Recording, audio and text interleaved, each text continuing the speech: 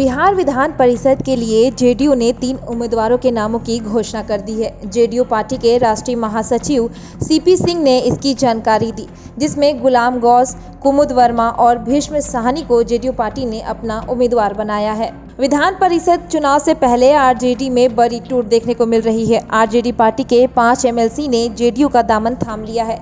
इसमें राधा चरण शाह, दिलीप राय, संजय प्रसाद, रणविजय सिंह और कमरे आलम का नाम शामिल है। वहीं सभी ने मुख्यमंत्री आवास में सीएम नीतीश कुमार के सामने जेडीयू ज्वाइन किया। आरजेडी के लिए मंगलवार का दिन बड़ा ही अमंगलकारी साबित हुआ। पार्टी को एक के बाद एक 2 झटके मिले, जिसमें सबसे पहले खबर आई कि पार्टी के 5 एमएलसी जेडीयू में शामिल हुए। ठीक उसी के बाद राष्ट्रीय उपाध्यक्ष रघुवंश प्रसाद सिंह ने भी पार्टी के सभी पदों से अपना इस्तीफा दे दिया।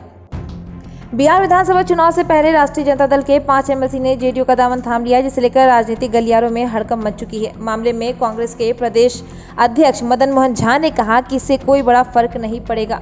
उन्होंने आगे कहा कि बहुत जल्द ही बिहार विधानसभा चुनाव होने हैं, इसलिए ऐसा होना कोई बड़ी बात नहीं है।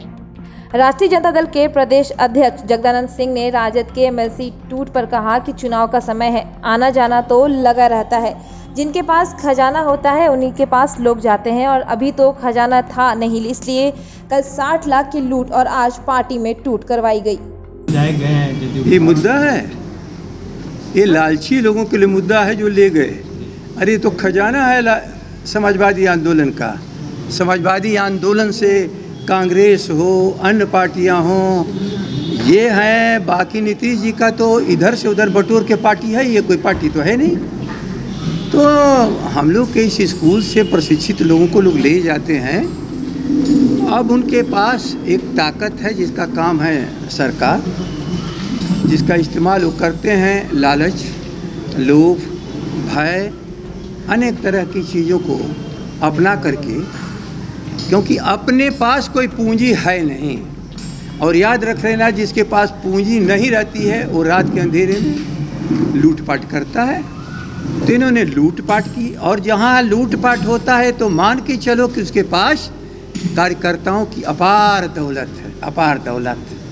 बिहार में इस साल होने वाले विधानसभा चुनाव को लेकर सभी पार्टियां सक्रिय हो गई हैं। वहीं महागठबंधन में चुनाव से पहले ही दरार आना शुरू हो गई है। हम प्रमुख जीतन राम मांझी आज अपने दांत का इलाज करवाने के बहाने दिल्ली के लिए रवाना हो गए हैं। दरअसल महागठबंधन में मांझी कोऑर्डिनेशन कमेटी बनाने की मांग कर रहे हैं, लेकिन आरजेडी की तरफ से भाव नहीं मिलने के कारण मंगलवार को वे दिल्ली के लिए रवाना हुए, और कहा जा रहा है कि मांझी कांग्रेस अध्यक्ष सोनिया गांधी से मुलाकात कर अपनी बात उनके सामने रखेंगे। औरंगाबाद कोचिंग एसोसिएशन द्वारा लॉकडाउन के समय में कोचिंग संस्थान बंद कर दी गई है, जिसके कारण सैकड़ों कोचिंग संचालक भूखमरी की हालत में हैं। वहीं इसको लेकर के एक संघ तैयार कर गुप्तेश्वर ब्राइट करियर कोचिंग के संचालक की अध्यक्षता में आज जिलाधिकारी सौरभ जोरवाल से मुलाकात कर एक ज्ञापन सौंपा गया। लोग सर आए थे मिलने के लिए, सर क्या आश्वासन दिया गया? सर 30 तारीख तक जो गाइडलाइन लागू है उसके अंदर शैक्षणिक संस्थान नहीं खुलेंगे, और उसके बाद जो सरकार की नई गाइडलाइन आएगी उसके अनुसार काम करेंगे। और स्कूल के क्या होगा सर? सिर्फ सभी चीज़ों के लिए सेम गाइडलाइन जो पूरे देश में लागू होगी वो यहाँ लागू। आए थे, क्या बात है?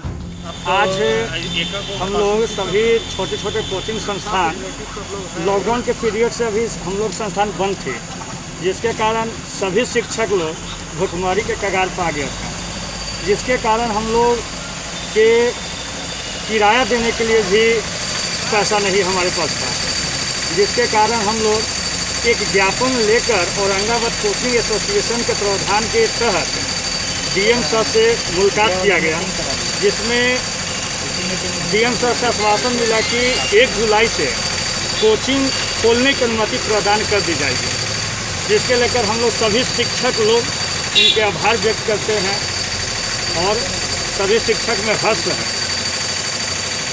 नवादा में भारतीय जनता पार्टी कार्यालय में स्वर्गीय डॉक्टर श्यामा प्रसाद मुखर्जी की 67वीं पुण्यतिथि के अवसर पर भारतीय जनता पार्टी हर वर्ष बलिदान दिवस के रूप में इसे मनाती है। इस अवसर पर भारतीय जनता युवा मोर्चा के तत्वाधान में इस कार्यक्रम का आयोजन किया गया। नवादा जिले के हिसुआ थाना क्षेत्र में पति के प्रताड़ना से तंग आकर हिसुआ थाना पहुंची महिला। बता दें कि थाना अध्यक्ष ने कहा कि इस बाबत पीड़िता के पति और परिजन को बुलाकर आवश्यक कार्रवाई की जाएगी। वही मारते पीटते हैं खा पी के खूब, और कुछ भी बोलते हैं तो वो मुझे पे ही पड़ जाता है। कौन? गांव वाला भी मुझ पे ही पड़ जाता है, गांव वाला टोला मोहल्ला वाला सब। और उसे बहका देता है कि मारो, छोड़ दो, दूसरा शादी कर लो, ऐसे कर लो, ये कर लो, वो कर लो। तो कौन मारपीट करता है आपके साथ? इनके पापा। क्या नाम है वो? मुकेश प्रसाद। पिता का नाम?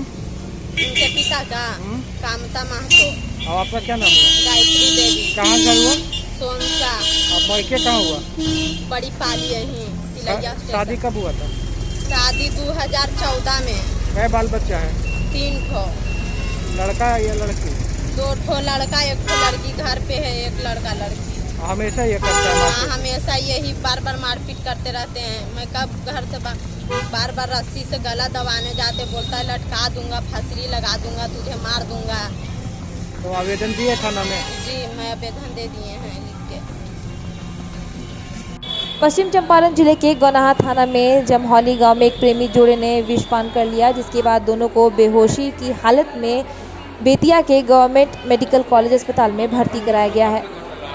मुंगेर में संतलाल पैलेस, कोरा मैदान, कुशवाहा मार्केट और मुंगेर में भारतीय जनसंघ के संस्थापक डॉक्टर श्यामा प्रसाद मुखर्जी का बलिदान दिवस मनाया गया। इस अवसर पर भारतीय जनता पार्टी जिला मुंगेर के जिला अध्यक्ष राजेश जैन सहित सभी कार्यकर्ता मौजूद रहे। पार्टी मुंगेर जिला की तरफ से हमारे भारत की राष्ट्रीय राजनीति के शीर्ष पुरुष और भारतीय जनसंघ के संस्थापक अध्यक्ष, जो बाद में भारतीय जनता पार्टी में परिणत हुआ, परम आदरणीय, परम श्रद्धेय श्यामा प्रसाद मुखर्जी जी का ये बलिदान दिवस है।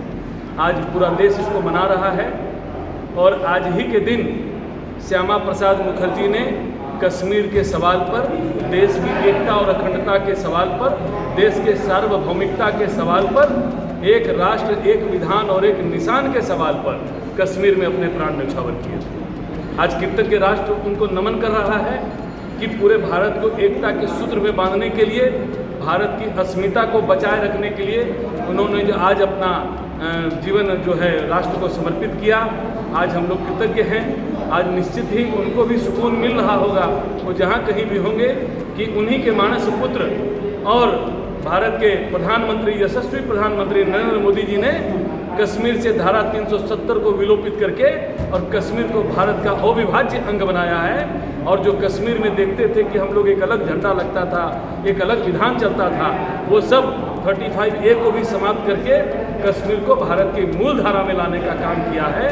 और इससे हम देशवासियों में एक प्रेरणा भी जगी है और जो उत्साह और जन समर्थन मिल रहा है, तो मुझे लगता है कि पाक ऑक्युपाइड कश्मीर जो है वो भी निश्चित रूप से बहुत जल्द वापस भारत के हिस्से में आएगा।